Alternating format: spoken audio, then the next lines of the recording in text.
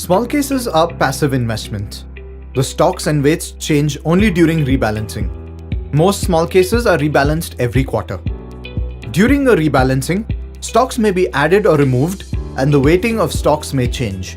This is done to ensure that the constituents of the small case stay true to the underlying theme. To keep you informed, you will receive an email notification on the day of rebalance. Rebalancing your small case is easy and can be done in just a few clicks. On the left-hand side of your dashboard, under Pending Actions, you will find Rebalance Updates. Click on the small case to view the update. You will be able to review the stocks being bought and sold.